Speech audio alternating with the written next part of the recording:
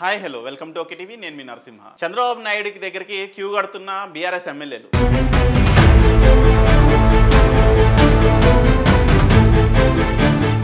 ఎందుకంటే రేవంత్ రెడ్డికి రికమెండ్ చేయమని చెప్పడానికో, ఎందుకంటే వీళ్ళిద్దరూ రేవంత్ రెడ్డి ఆల్రెడీ ఢిల్లీలో ఉన్నారు, చంద్రబాబు నాయుడు కూడా ఈవినింగ్కి ఢిల్లీ వెళ్తున్నారు. సో ఢిల్లీలో మీటింగ్లో వీళ్ళిద్దరూ ఎదురుపడుతున్న పరిస్థితుల్లో ఇక్కడ టీడీపీ ఎమ్మెల్యేలు ఎవరైతే మల్లారెడ్డి వాళ్ళ అల్లుడు, నెక్స్ట్ కుకట్పల్లి ఎమ్మెల్యే ముగ్గురు కలిసి చంద్రబాబు నాయుడుతో భేటీ ఉంది ఈరోజు.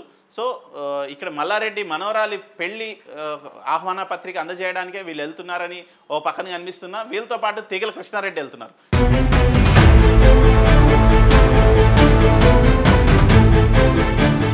తీగల కృష్ణారెడ్డి ఇప్పటికే ఏ పార్టీలో లేరు, బీఆర్ఎస్ నుంచి బయటకు వచ్చేసిన పరిస్థితి. సో ఇప్పుడు టీడీపీలో ఆయన జాయిన్ అయ్యే పరిస్థితులు కనబడుతున్నాయి. తీగల కృష్ణారెడ్డి గతంలో కూడా టీడీపీ, ఈ మల్లారెడ్డి కావచ్చు, కుకట్పల్లి ఎమ్మెల్యే కావచ్చు, మల్లారెడ్డికి సంబంధించిన ఎవరైనా సరే మొత్తం అందరూ టీడీపీ నుంచి బయటకు వచ్చి బీఆర్ఎస్లో జాయిన్ అయ్యారు గతంలో 2014 ఎలక్షన్ తర్వాత. సో ఇదే క్రమంలో ఇప్పుడు టీడీపీ నుంచి బీఆర్ఎస్లోకి వచ్చిన ఎమ్మెల్యేలు అందరూ మళ్ళీ టీడీపీ అధినాయకుడు చంద్రబాబు నాయుడిని కలవడం కొంచెం ఆసక్తిగా కనబడుతుంది.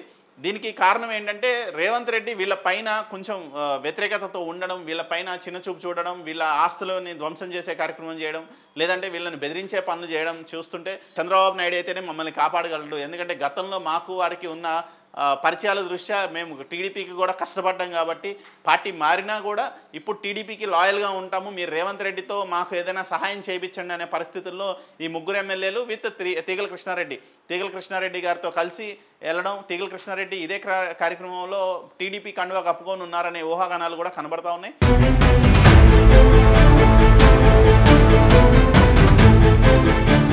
సో తీగల కృష్ణారెడ్డితో పాటు ఇంకొంతమంది పార్టీలో జాయిన్ అయితే టీడీపీకి కూడా తెలంగాణలో బలం వస్తుంది. ఇప్పటికే బీఆర్ఎస్ పార్టీ పుంజుకుంటుంది. గత మొన్నటి ఉన్న వ్యతిరేకతతో పాటు కాంగ్రెస్ పార్టీ అధికారంలోకి వచ్చినా ఇప్పుడు కాంగ్రెస్ పార్టీ అధికారంలో బలంగా ఉండాలి అంటే టీడీపీని కూడా బలపరచుకోవాల్సిన పరిస్థితి కనబడుతుంది. టీడీపీని బలపరిస్తేనే బీఆర్ఎస్ హవా తగ్గుతుంది అనే ఒక చిన్న ఆశలో ఉన్నారు కాంగ్రెస్ నాయకులు. సో అందుకనే టీడీపీని కొంచెం తెలంగాణలో బలపరిచి దానికి బూస్టప్ ఇస్తే బీఆర్ఎస్ హవా తగ్గుతుంది, గ్రౌండ్ లెవెల్లో ఉన్న ఓట్లు చీలుతాయి, బీఆర్ఎస్కి ఏదైతే ఓట్లు పడతాయో అవి టీడీపీకి మారితే డైవర్ట్ అయితే ఓట్లు చీలే అవకాశం ఉంది. కాబట్టి టీడీపీని బలపరుచుకునే పరిస్థితుల్లో కాంగ్రెస్ కూడా కనబడుతుంది.